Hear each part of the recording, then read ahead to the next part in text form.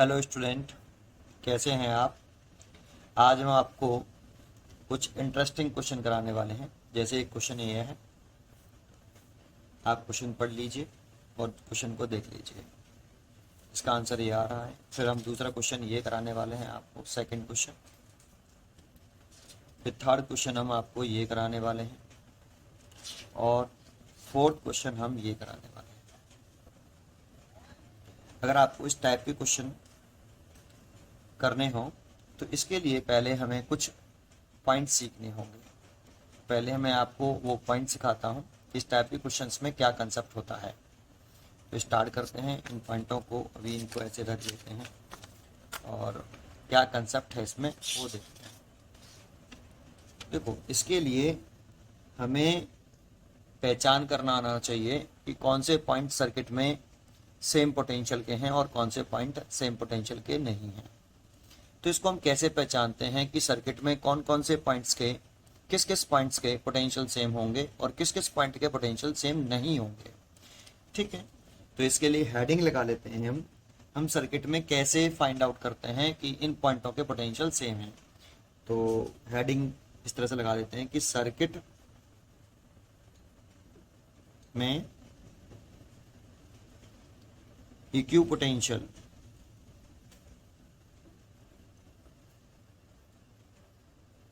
Points को पता करना या फाइंड करना, की पहचान करना, ऐसे लिख देता हूं कि पहचान करना, कि कैसे करते हैं।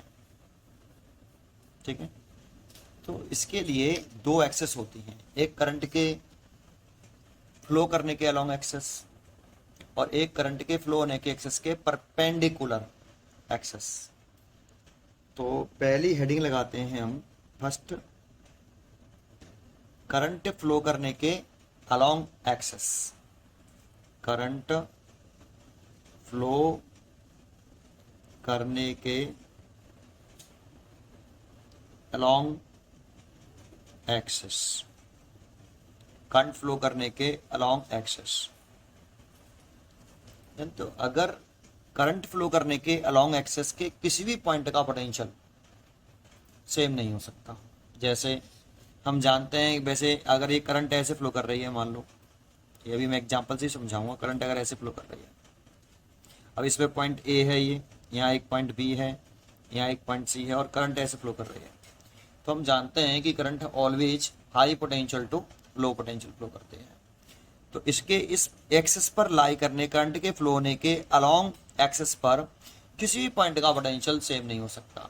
हम जानते हैं current always high potential to low potential flow करती है, इसीलिए करंट ए पॉइंट का पोटेंशियल सबसे ज़्यादा होगा, बी का उससे कम होगा और सी का सबसे कम होगा। सी पॉइंट का पोटेंशियल सबसे कम होगा। जैसे एक क्वेश्चन जैसे मैं आपको दिखाता हूँ, आपको इस क्वेश्चन को दिखा देता हूँ। जैसे मैं एक क्वेश्चन ले लेता हूँ, इसमें इस क्वेश्चन में कह रहा है कि 12 रेजिस्टेंस हैं, each of value 2 ohm are connected in the circuit figure. What is the effective resistance between point A and C. तो सबसे पहले ए और सी से हमें, ए और सी के बीच में करंट रेजिस्टेंस पूछ रहा है, तो ए और सी से हमें बैटरी लगा लेनी चाहिए, एक सेल लगा लेना चाहिए। ये सेल लगा लिया। ठीक है, अब देखो ये पॉजिटिव एंड हो गया, ये वाला पॉजिटिव एंड और ये वाला हो गया नेगेटिव एंड। इसमें करंट के अलोंग वाली जो एक्सेस हम बता रहे थे, ये करंट के फ्लो करने के अलोंग एक्सेस, इसका मतलब क्या है, जो पॉजिटिव एंड है और जो नेगेटिव एंड है, इन दोनों को आप लाइन ज्वाइन कर लो। देखो ऐसे, ब्लू पेन से करता हूं, ये ऐसे, ये लाइन ज्वाइन कर लो आप ऐसे, ए और सी को। जो जिन दो पॉइंट के बिटवीन आपने बैटरी लगाई है या सेल लगाया है, जैसे सेल लगाया है, तो ये पॉजिटिव एंड हो गया और ये नेगेटिव एंड हो गया। तो इनको इमेजनरी, एक इमेजनरी लाइन से ज्वाइन कर लो। तो ए और सी को मैंने एक इमेजनरी लाइन से ज्वाइन कर दिया, देखो ये वाली, और इस वाली एक्सेस को ही हम बोलते हैं करंट फ्लो करने के अलोंग एक्सेस। जानते हो, इस एक्सेस पर लाई करने वाला किसी भी पॉइंट का पोटेंशियल सेम नहीं होगा। जैसे इस एक्सेस पर कौन कौन से पॉइंट लाई कर रहे हैं इस डायग्राम में, तो एक तो है ए, एक एफ, एक एच और एक सी। इनमें से किसी भी पॉइंट का पोटेंशियल सेम नहीं होगा। किसका पोटेंशियल सबसे ज़्यादा होगा? तो देखो जो पॉजिटिव एंड होता है, करंट इधर से इधर जाएगी, यहाँ से करंट आएगी ऐसे, तो यहाँ करंट ऐसे आएगी आई और यहाँ से निकलेगी, यहाँ से एंटर कर रही है, यहाँ से लीव करेगी। So current A to C flow कर रही है। तो इस वाली एक्सिस पर फिर दोबारा से बोलता हूँ, जो पॉजिटिव एंड है नेगेटिव एंड है उसको मीट कराने वाली एक इमेजनरी लाइन ड्रॉ कर लो। पॉजिटिव एंड जिन दो पॉइंट के बिटवीन आपने सेल लगाया है, उन दोनों पॉइंटों को आप एक ड्रॉ डायरेक्ट मीट करने वाला एक इमेजनरी लाइन ड्रॉ कर लो। इसी को बोलते हैं हम करंट फ्लो करने के अलोंग एक्सेस। और इस एक्सेस पर लाई करने वाला किसी भी पॉइंट का पोटेंशियल सेम नहीं होता। जैसे ए का सबसे ज्यादा होगा, एफ का उससे कम होगा, एच का उससे भी कम होगा और सी का सबसे कम होगा। ठीक है नहीं, करंट के ये मैंने पॉइंट बोला फर्स्ट। तो मैंने करंट के फ्लो करने के अलोंग एक्सेस की अगर हम बात करें तो इस माने इस वाले एक्सेस की बात कर रहे हैं। ठीक है। अच्छा, दूसरी वाली बात अगर हम इसमें बताएं कि करंट फ्लो करने वाली इस अलोंग के एक्सेस के परपेंडिकुलर एक्सेस, तो हम लिखेंगे करंट फ्लो करने करंट फ्लो के अलोंग एक्सेस के परपेंडिकुलर एक्सेस। परपेंडिकुलर एक्सेस मतलब जो ये करंट फ्लो कर रही है, इसको हम अगर हम एक्सेस कह रहे हैं कि ये हमने एक एक्सेस कह दी, ये हमने एक एक्सेस कह दी, है ना, तो इस एक्सेस के परपेंडिकुलर जो एक्सेस होगी, उस परपेंडिकुलर एक्सेस पर अगर इसके परपेंडिकुलर जो एक्सेस होगी उस पर उन पर लाई करने वाले किसी दो पॉइंट के या तीन पॉइंट के पोटेंशियल सेम हो सकते हैं। एग्जैक्टली नहीं कह रहे कि अभी सेम ही होंगे, उसकी भी कुछ कंडीशंस हैं, उसकी भी कुछ कंडीशंस हैं। जैसे अगर इस डायग्राम में हम देखें तो इस एक्सेस के परपेंडिकुलर, इस एक्सेस के परपेंडिकुलर आपकी ये मैंने एक एक्सेस ड्रॉ करी, ये देखो, ये करंट एक्सेस के परपेंडिकुलर एक्सेस हो गई। इस वाली लाइन को तो हम करंट वाली एक्सेस के अलोंग एक्सेस बोल रहे थे, एक एक्सेस हो गई करंट के एक्सेस का अलोंग। और इसके परपेंडिकुलर भी मैंने एक एक्सेस ड्रॉ करी, इस करंट एक्सेस के परपेंडिकुलर ऐसे।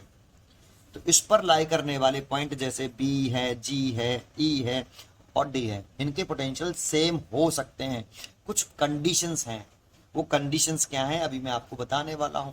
ठीक है, दूसरा पॉइंट ये है, पोटेंशियल सेम हो सकते हैं। अब उसको पहचानते कैसे हैं कि कैसे है कि पोटेंशियल सेम होंगे या नहीं होंगे। इस एक्सेस पर लाई करने वाले, इस परपेंडिकुलर एक्सेस पर लाई करने वाले पॉइंट के पोटेंशियल इक्वल होंगे या नहीं होंगे, उन्हें हम कैसे पहचानते हैं, तो उसके लिए मैं पॉइंट बता रहा हूं। तो देखो उसके लिए क्या करना होता है, हमें ये जो एक्सेस है करंट वाली एक्सेस, यहां से इसको इस वाली एक्सेस से हमें इसको फोल्ड करना है। जैसे ये वाली हमारी करंट वाली एक्सेस है, ये वाली जैसे ये वाली जो ए पॉइंट है, हमने ए पॉइंट लिया और ये सी पॉइंट लिया ऐसे। तो आपको कौन से वाले पॉइंट से फोल्ड करना है सर्किट को, ए और जो सी है जो करंट वाली एक्सेस है ये वाली, जैसे मैंने ये वाली एक्सेस, इस वाली एक्सेस को मैंने यहां ड्रॉ कर लिया ऐसे। तो आपको यहां से आपको इस जगह से, देखो दिख रहा होगा आपको, इस जगह से ए और सी से सर्किट को ऐसे फोल्ड करना है, ऐसे फोल्ड करना है। लेकिन कौन से एक्सेस से फोल्ड करना है, इसको आपको फोल्ड कर देना है ऐसे। लेकिन कहां से फोल्ड करना है, जो करंट वाली एक्सेस है वहां से आप सर्किट को फोल्ड करो। तो देखो इस सर्किट को देखो मैंने ये छुपाया ऐसे, और आप जो नीचे वाला सर्किट छुपाया है उसको आप फोल्ड करके इसके ऊपर पलट दो। ठीक है, जैसे मैंने इस पेपर को पलटा है इस एक्सेस के अबाउट, इस एक्सेस के अलोंग मैंने इसको यहां से ऐसे फोल्ड कर दिया, देखो इस जगह से ऐसे। ऐसे ही आपको सर्किट को फोल्ड करना है। कौन से एक्सेस के अबाउट, जो करंट वाले एक्सेस के अलोंग जो है, उस एक्सेस के अबाउट आप इस सर्किट को फोल्ड कर दीजिए। तो अगर हम इसको फोल्ड करेंगे तो ये डी पॉइंट कहाँ ओवरलैप करेगा, ये डी पॉइंट बी पॉइंट पर ओवरलैप कर जाएगा। ये रेजिस्टेंस इस रेजिस्टेंस के ऊपर ओवरलैप करेगा, ये वाला रेजिस्टेंस इसके ऊपर ओवरलैप कर जाएगा, ये रेजिस्टेंस इसके ऊपर ओवरलैप कर जाएगा, और ये वाला रेजिस्टेंस देखो इसके ऊपर ओवरलैप करेगा। देखो ये वन वाला, ये वन, ये दोनों ओवरलैप करेंगे, ये टू, ये भी टू, ये दोनों ओवरलैप करेंगे, ये थ्री और ये भी थ्री, ये दोनों आपस में ओवरलैप करेंगे, ये फोर और ये फोर, ये दोनों एक दूसरे के ऊपर ओवरलैप करेंगे, और ये फाइव और ये सिक्स भी ओवरलैप करेगा। और पॉइंट कौन से ओवरलैप करेंगे? बी डी पर ओवरलैप करेगा, जी और ई पर ओवरलैप करेगा फोल्ड करने के बाद। तो अगर ऐसा नहीं केवल ओवरलैप करने से काम चल जाए, अगर ये इस पर ओवरलैप किया है तो ये रेजिस्टेंस और ये रेजिस्टेंस की वैल्यू सेम होनी चाहिए। अगर ये 2 ओम है तो ये भी 2 ओम होना चाहिए। ऐसा नहीं कि बस फोल्ड किया और ओवरलैप कर गया और तुमने कहा सिमेट्री बन गई, नहीं बनेगी। सिमेट्री होने के लिए ओवरलैप करें। अगर ये रेजिस्टेंस इस पर ओवरलैप किया है तो इनके रेजिस्टेंस की वैल्यू सेम होनी चाहिए। और मैं इस क्वेश्चन में तो साफ साफ कह रहा हूँ कि सारे रेजिस्टेंस 2 ओम है। अगर सारे रेजिस्टेंस 2 ओम है तो ये 2 ओम का है, ये भी 2 ओम का है, तो ये ऊपर से ये सेम रेजिस्टेंस है ना। अगर ये 3 ओम का है तो ये भी 3 ओम का होना चाहिए। जैसे ये दोनों ओवरलैप कर रहे हैं तो ये 3 का है तो ये भी 3 का होना चाहिए। ये 4 ओम का रेजिस्टेंस है तो ये भी 4 ओम का है, तो ये दोनों सेम होने चाहिए। इन दोनों के रेजिस्टेंस सेम, इन दोनों के रेजिस्टेंस सेम, इन दोनों के रेजिस्टेंस सेम होने चाहिए। जो ओवरलैप कर रहे हैं रेजिस्टेंस, फोल्ड करने के बाद वो रेजिस्टेंस आपस में इक्वल होने चाहिए जो ओवरलैप कर रहे हैं। अगर ऐसा कंडीशन बन जाती है फोल्ड करने के बाद, तो आपको क्या करना है? बी के, जी के, ई के और डी के जो कौन सी एक्सेस है? करंट एक्सेस के परपेंडिकुलर एक्सेस है। तो ये करंट एक्सेस होगा, इसके जो परपेंडिकुलर एक्सेस है उस पर लाई करने वाले एवरी पॉइंट का पोटेंशियल सेम होगा। तो जैसे इस पर लाई कर रहा है बी, जी, ई, डी, तो यहाँ बी का ये सब प्रोसेस हो जाएगा कंप्लीट तब बी का, जी का और ई का और डी का पोटेंशियल सेम होगा।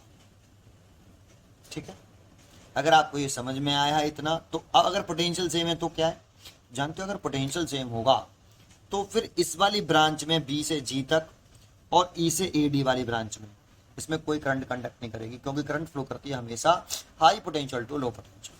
अगर बी और जी का पोटेंशियल सेम है तो इस वाली ब्रांच में करंट नहीं जाएगी, और ई और डी का पोटेंशियल सेम है तो ई और डी वाली ब्रांच में करंट फ्लो नहीं करेगी। ठीक है, बस यही कंसेप्ट है इसका। समझ में आया होगा आपको? तो अब देखो नॉर्मली इस क्वेश्चन को कैसे सॉल्व करेंगे।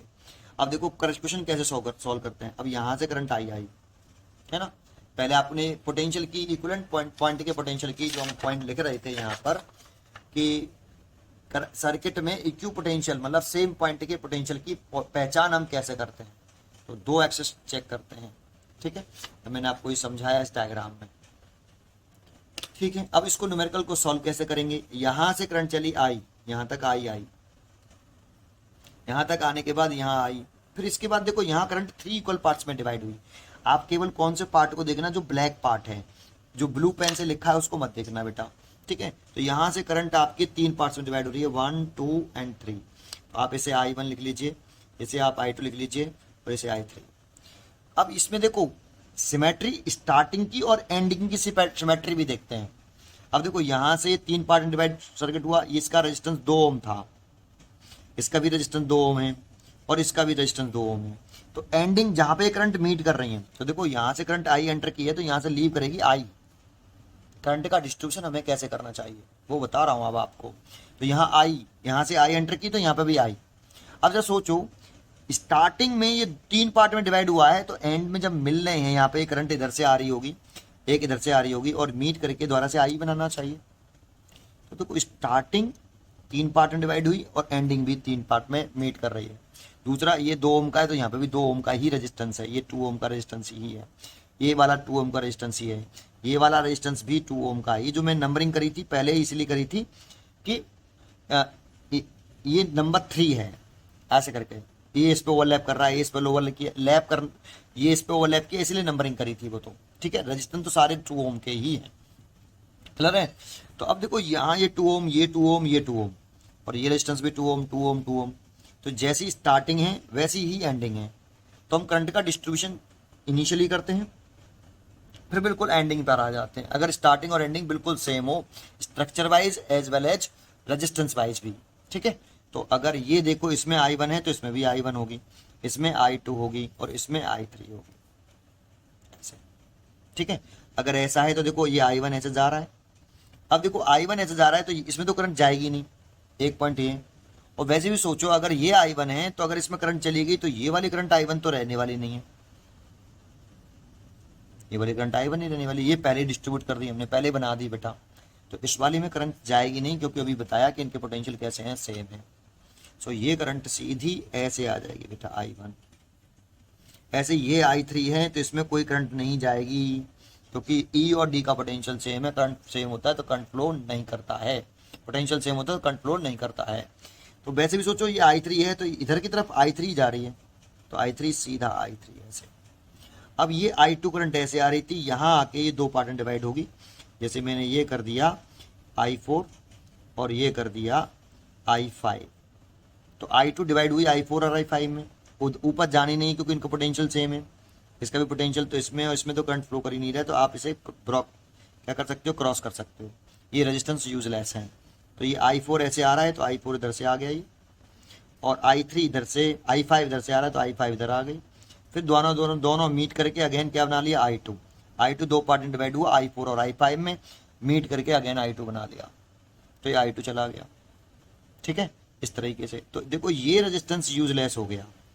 तो अब डायग्राम कैसे बन जाएगा, दोबारा से अगर डायग्राम बनाना चाहें हम तो इसका नया डायग्राम कैसे होगा, देखो नया डायग्राम कुछ इस तरह से होगा कि एक रेजिस्टेंस ये आया, फिर इस जगह से एक रेजिस्टेंस ये गया, एक रेजिस्टेंस नीचे, फिर एक रेजिस्टेंस ये, फिर एक रेजिस्टेंस ये, फिर उसके बाद यहाँ आया, ये रेजिस्टेंस ऐसे गया।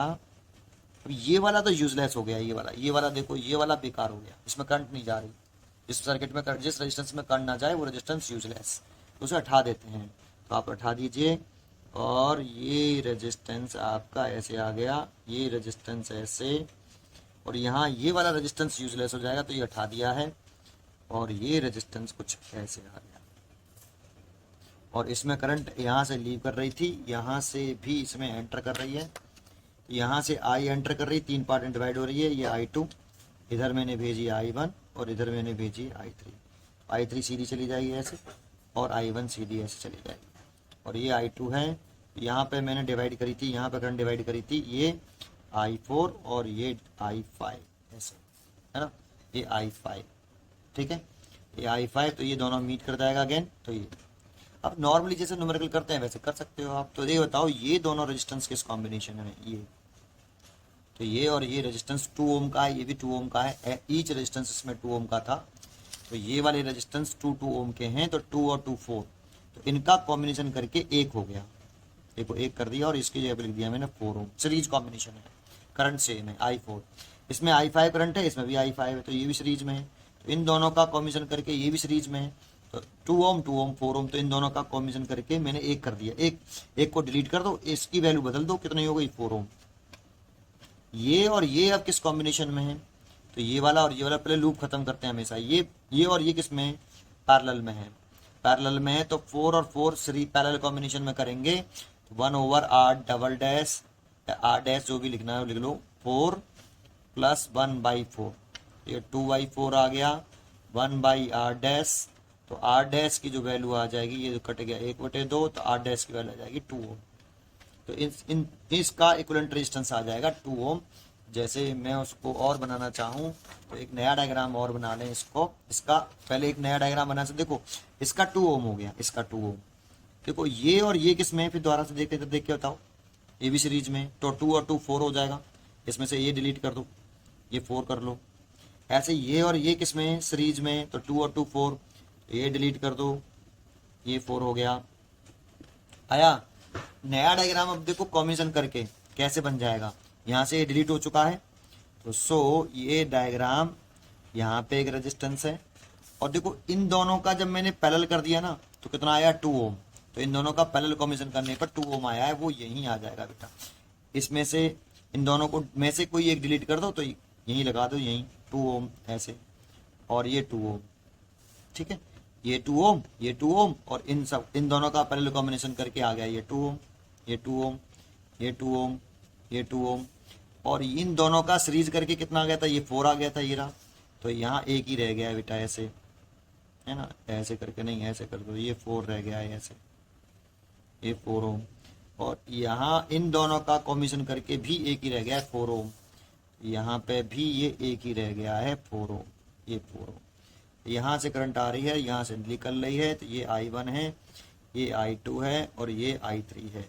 अब देखो ये तीनों किस में हैं, ये अगेन सीरीज में है, तो 2 2 और 2 6, तो इन तीनों का एक कर दो तो ये हो जाएगा, इन तीनों को एक कर दिया है, ये दो हटा दिए, 6 ओम हो गया।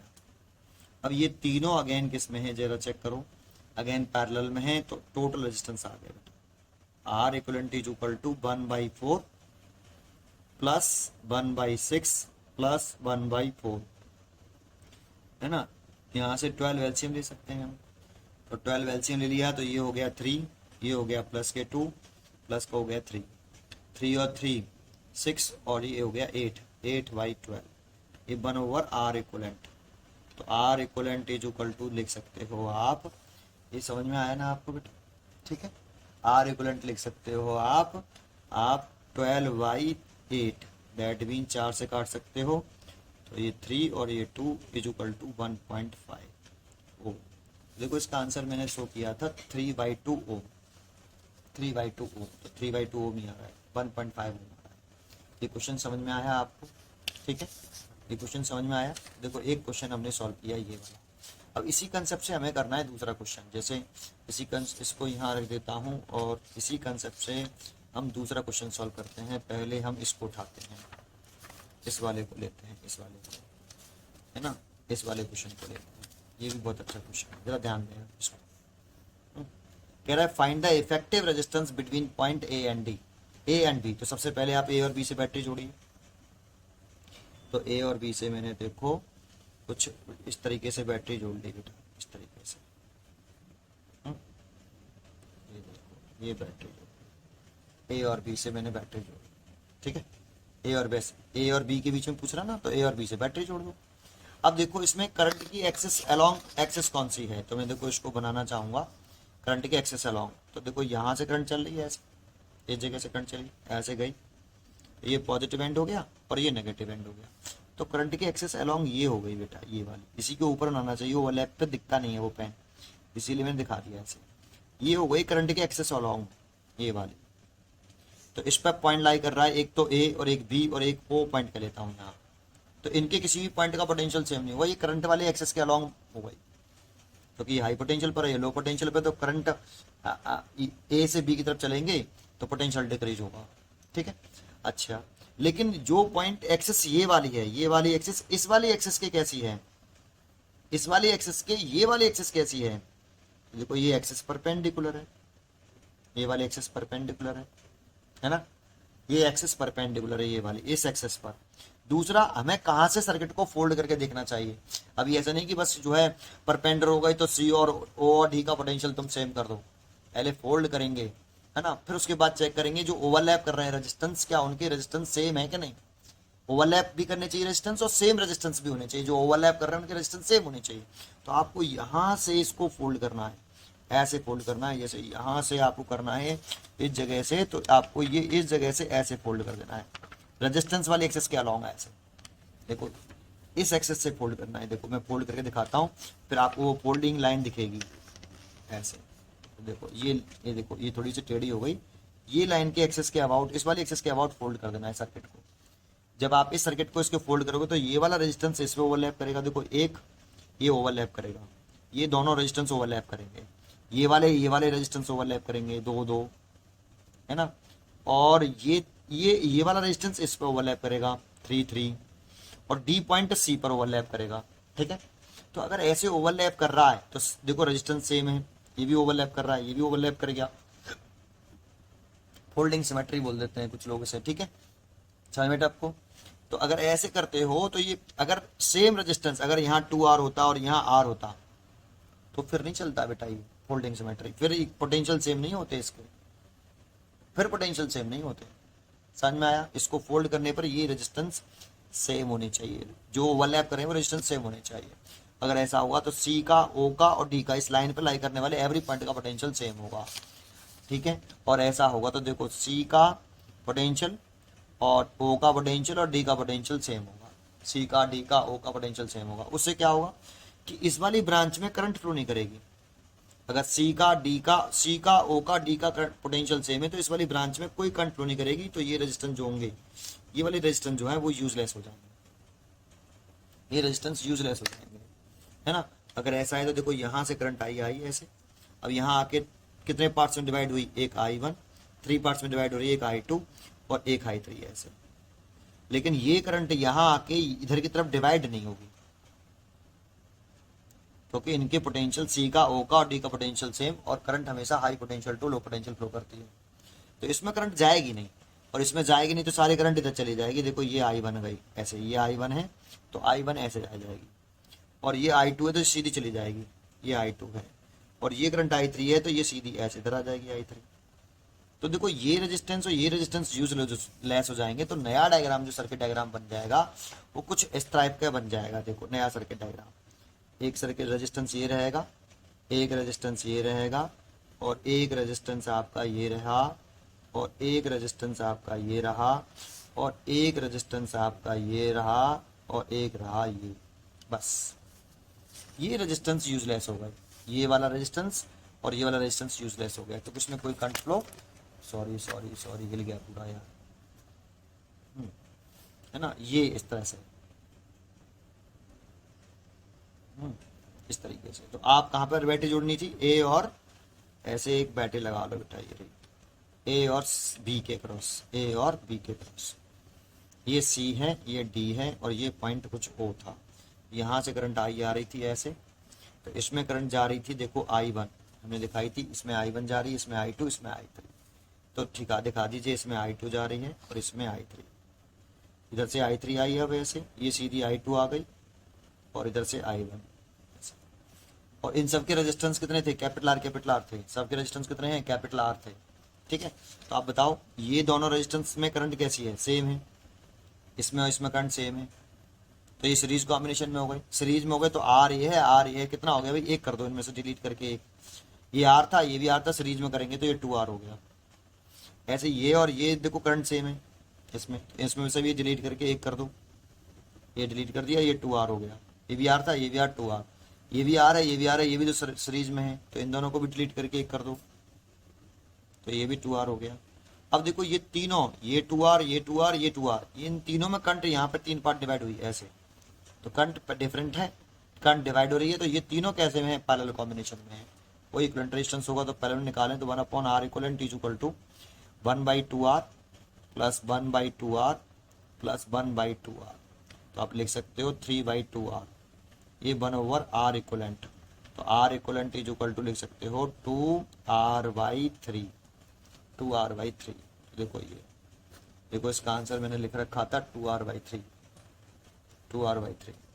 आपको ये क्वेश्चन समझ में आया? ठीक है, नेक्स्ट क्वेश्चन देखते हैं। ये भी सिमिलर ही क्वेश्चन है, देखो मैंने लिखे ही सिमिलर क्वेश्चंस हैं। अब P और Q से आप फिर दोबारा से बैटरी जोड़ दो, आप देखो ऐसे, क्योंकि P और Q पॉइंट के बिटवीन इक्विवेलेंट रेजिस्टेंस पूछ रहा है। अब जरा चेक करो, तो इसमें करंट की एक्सेस अलोंग कौन सी है, देखो यहाँ से ये वाला पॉइंट पॉजिटिव हो गया और ये एंड नेगेटिव हो गया, तो आपको ये वाली एक्सेस हो गई करंट के अलोंग वाली एक्सेस, ये वाली, ये करंट के अलोंग एक्सेस हो गई, ये वाली बेटा, ये वाली। इस एक्सेस पर लाई करने वाले किसी भी पॉइंट का पोटेंशियल सेम नहीं होगा, पी का सबसे ज्यादा, बी का उससे कम, क्यू का सबसे कम। अब इस एक्सेस के परपेंडिकुलर एक्सेस देखो ये हो गई, ये परपेंडिकुलर एक्सेस हो गई। तो परपेंडिकुलर एक्सेस होने से ही ऐसा नहीं कि आप परपेंडिकुलर एक्सेस दिखी और आपने ए का, बी का, सी का पोटेंशियल सेम मान लिया, इसमें करंट नहीं जाएगी। होल्डिंग सिमेट्री, होल्ड करके, ओवरलैप करके, सेम रेजिस्टेंस ओवरलैप होना चाहिए, तभी वो सिमेट्री कंप्लीट होती है, तभी पोटेंशियल सेम मान सकते हैं। तो देखो आपको इस एक्सेस के कहाँ से फोल्ड करना होता है, जो प्लस और माइनस लगाते हैं ना, वहां से एक लाइन खींच लेते हैं, इमेजनरी लाइन, ये सही लाइन खींच ली मैंने, ये एक इमेजनरी लाइन खींच ली। यहाँ से आपको सर्किट को देखो इस तरह से कुछ फोल्ड करना है, यहाँ से ऐसे फोल्ड कर देना है, ऐसे, ये देखो ऐसे, ये देखो ऐसे फोल्ड कर देना है। फोल्डिंग दिखा होगा आपको, देखो ऐसे फोल्ड कर दिया ऐसे, तो ये यहीं से तो फोल्ड हो रहा है इस वाले एक्सेस के अबाउट से। जब फोल्ड करेंगे तो देखो ये वाला रेजिस्टेंस इस पर ओवरलैप कर जाएगा, ये वाला आर इस पर ओवरलैप करेगा, और ये वाला आर इस पर ओवरलैप करेगा, ये दो दो दो दो, मतलब ये नंबरिंग कर रहा हूँ, ये इस पर ओवरलैप कर रहा है, और ये वाला रेजिस्टेंस जो है ये भी आ रही है, ये इस पे ओवरलैप करेगा, ये 3 और ये 3, और ऐसा हुआ तो फिर वो इस क्वेश्चन आ गया, ए, बी और सी का पोटेंशियल कैसा हो जाएगा, ए का, बी का और सी का पोटेंशियल सेम हो जाएगा। ए का, बी का, सी का पोटेंशियल सेम हुआ तो इसमें कोई करंट नहीं जाएगी, फोल्डिंग सिमेट्री कंप्लीट करने के बाद। ठीक है, इसमें कोई करंट नहीं जाएगी, और इसमें करंट नहीं गई तो देखो यहाँ से करंट 3 पार्ट में डिवाइड होगी, इसमें यहाँ से करंट आई आ रही है, ये I2 और ये I3, तो ये I ऐसे चला जाएगा आपका ऐसे, और ये I1 है, और ये वाला I3 है, ये ऐसे चला जाएगा, और ये आपका सीधा चला जाएगा। तो अभी आपको समझ में आया होगा। तो ये दोनों सीरीज में कर लेना, तो आर का सीरीज करेंगे तो 2R हो गया, ये हटा दिया, ये 2R, इस आर का सीरीज करेंगे तो ये भी 2R, ये हटा दिया, ये 2R, इस आर का करेंगे तो ये भी 2R ऐसे, और ये तीनों पैरेलल में, तो अभी किया था वही है शायद ये, तो R equivalent is equal to ये 2R/3, लेकिन यहाँ R की वैल्यू रखिए 3/2 ओम, और R की वैल्यू 3/2 ओम दे रखी है, तो 2/3 इंटू 3/2, 3 से 3 कटेगा, 2 से 2 कट गया, 1 ओम, तो इसीलिए इसकी चॉइस हो गई 1 ओम। ठीक है, इस क्वेश्चन को देखते हैं, लास्ट क्वेश्चन है आपका, लास्ट क्वेश्चन, इस क्वेश्चन को कैसे करेंगे वो देखते हैं आप। ठीक है, इस क्वेश्चन को देखते हैं हम, ये लास्ट क्वेश्चन है। तो ए और बी के बिटवीन फिर इक्विवेलेंट रेजिस्टेंस पूछ रहा है, इसमें भी ए और बी के बिटवीन कितना इक्विवेलेंट रेजिस्टेंस है, तो हमें ए और बी से एक बैटरी लगा लेनी चाहिए, ए और बी से हमने एक बैटरी लगा लेनी। तो देखो इसमें करंट, ये पॉजिटिव एंड हो गया, देखो ये वाला पॉजिटिव एंड, ए वाला पॉजिटिव एंड, और ये वाला पॉइंट जो है ये नेगेटिव, बी पॉइंट यही तो है, ये रहा बी पॉइंट, तो ये नेगेटिव हो गया। तो इस ए पॉजिटिव एंड नेगेटिव को एक इमेजनरी सिमेट्री बना लो बेटा, इमेजनरी लाइन खींच लो पॉजिटिव नेगेटिव को मीट करने वाली, ये एक्सेस हो गई, ये इमेजनरी लाइन है, ऐसे कोई लाइन नहीं खींचनी है हमें, ये एक इमेजनरी लाइन है, इसको करंट एक्सेस के अलोंग लाइन बोलते हैं। इस पर लाई करने वाले किसी पॉइंट का पोटेंशियल सेम नहीं होगा। इस पर लाई कौन कौन सा कर रहा है, ए पॉइंट लाई कर रहा है, डी पॉइंट लाई कर रहा है, बी पॉइंट लाई कर रहा है, तो इनके पोटेंशियल सेम नहीं होंगे। ये पॉजिटिव है तो हाई पोटेंशियल है, ये नेगेटिव है, सबसे ज्यादा ए का है, उससे कम डी का है, सबसे कम बी का है पोटेंशियल। ठीक है, लेकिन इसके परपेंडिकुलर, इस एक्सेस के परपेंडिकुलर, इस करंट एक्सेस बोलते हैं इसको, इसके परपेंडिकुलर एक्सेस जो होती है, जैसे ये वाली एक्सेस, इसके परपेंडिकुलर एक्सेस है ये वाली, इस पर पोटेंशियल सेम हो सकते हैं, मैं ये नहीं कह रहा कि होंगे ही होंगे, हो सकते हैं। अब वो चेक कैसे करते हैं, फोल्डिंग सिमेट्री, तो आपको इस वाली एक्सेस के अबाउट, जो करंट वाली एक्सेस होती है प्लस माइनस वाली, उसके अबाउट आपको सर्किट को फोल्ड करना होता है ऐसे। तो देखो यहां से हमने सर्किट को फिर फोल्ड कर दिया, देखो ऐसे ऐसे, तो ये फोल्ड किया देखो यहाँ से, इस एक्सेस के अबाउट फोल्ड करने पर देखो ये वाला रेजिस्टेंस जो है वो इस पर ओवरलैप करेगा, देखो इस पे, अगर इसको ऐसे फोल्ड करेंगे हम, जैसे इसको ऐसे फोल्ड करते हैं, तो ये वाला रेजिस्टेंस इस पर ओवरलैप कर जाएगा, और ये दूसरा वाला इस पर ओवरलैप करेगा, ये वाला इस पे ओवरलैप करेगा, ठीक है, और ये वाला इस पे ओवरलैप करेगा, और ये वाला इस पे ओवरलैप करेगा। तो देखो ये इस पे ओवरलैप करेगा, रेजिस्टेंस की वैल्यू भी सेम है, ऐसा नहीं, अगर ये आर है ये 2R है, ये ओवरलैप कर जाता है तब भी सिमेट्री बेकार हो गई, फिर पोटेंशियल सेम नहीं होने वाले। ये आर है और ये 2R है, और ये फोल्डिंग सिमेट्री तुमने लगाई, ओवरलैप भी कर गया, आर 2R पे सुपर इम्पोज होता है, ओवरलैप करता है, फिर इस पर लाई करने वाले किसी पॉइंट का पोटेंशियल सेम नहीं होगा, सेम पे करना चाहिए। अगर ये आर है तो ये आर ही होना चाहिए, अगर ये 2R है तो ये 2R होना चाहिए, अगर ये 3R है तो ये भी 3R होना चाहिए, ये 4R रेजिस्टेंस है तो ये भी 4R रेजिस्टेंस होना चाहिए, सेम पे सेम रेजिस्टेंस ओवरलैप करना चाहिए फोल्ड करने पर। उस सिचुएशन में इस एक्सेस पर जो परपेंडिकुलर एक्सेस है, इस पर जितने पॉइंट लाई करेंगे उन सबके पोटेंशियल सेम होंगे।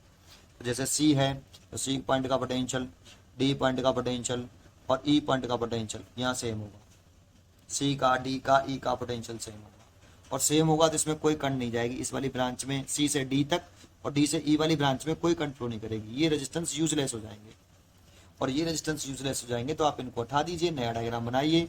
तो नया डायग्राम कुछ इस तरह से बनेगा।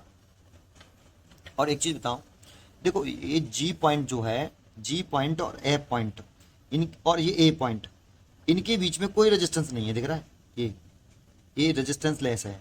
वैसे तो ये जो हम ये कनेक्टिंग वायर होते हैं इनके रेजिस्टेंस जीरो मानते हैं, जैसे ये कनेक्टिंग वायर तो इसका रेजिस्टेंस जीरो मान लेंगे हम, होता तो नहीं है लेकिन कंसिडर कर लेते हैं।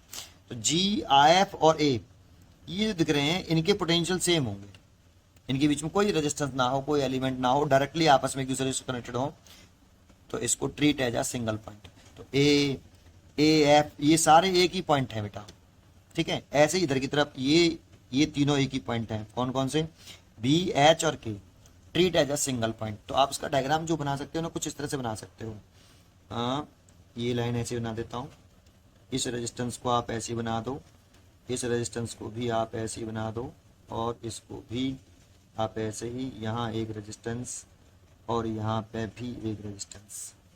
ये रेजिस्टेंस जो था देखो, इसको आप यहाँ कनेक्ट कर लो ऐसे, यहाँ जी से हटा के नहीं यहाँ, और इसको यहाँ ऐसे, क्योंकि ये वाला पॉइंट और ये, इसको ए पॉइंट मान लेता हूँ, ये वाला, ये छोड़ो, ये वाला बी वाला पॉइंट यहाँ डाल लेता हूँ, ए यहाँ बी यहाँ, तो A G F treat as a single point, तो यही एक पॉइंट मान लेता हूँ। देखो यहाँ एक पॉइंट मान लिया, ए भी यही है, जी वाला पॉइंट भी यही है और एफ वाला पॉइंट भी यही है, तीनों पॉइंट ये हैं।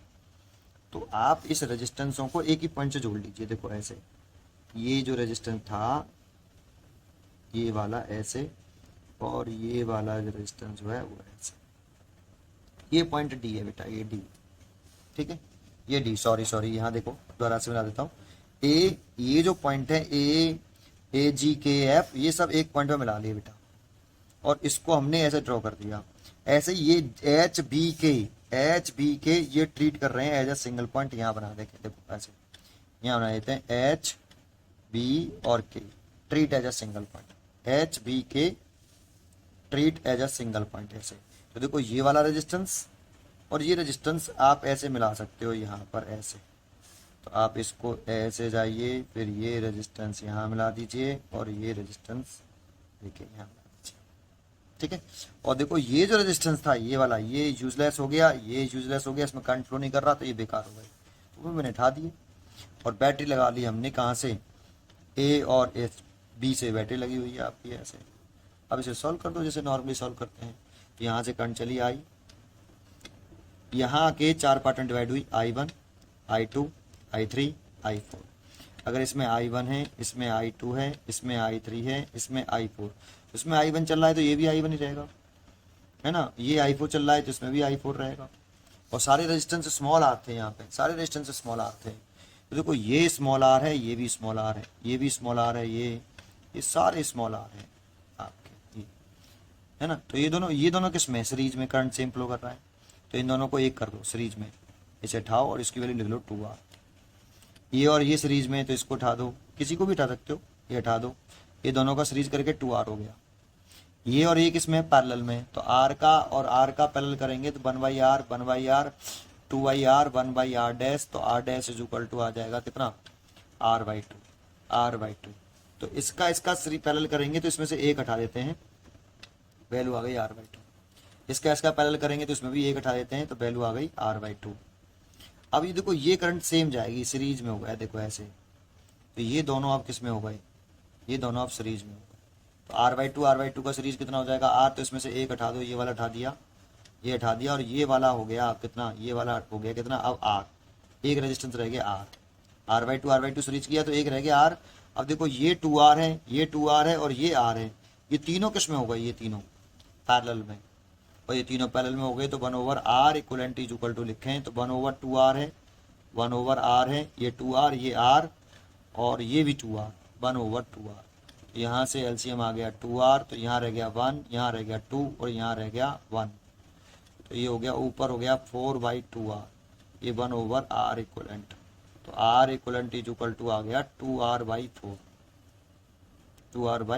तो दैट मीन्स R इक्वलेंट आ गया R/2। देखो इसका आंसर मैंने पहले भी लिख रखा था R/2, और R/2 ही आ रहा है। समझ में आया? अगर आपको ये इस टाइप के क्वेश्चन ये अच्छे लगे हों तो प्लीज़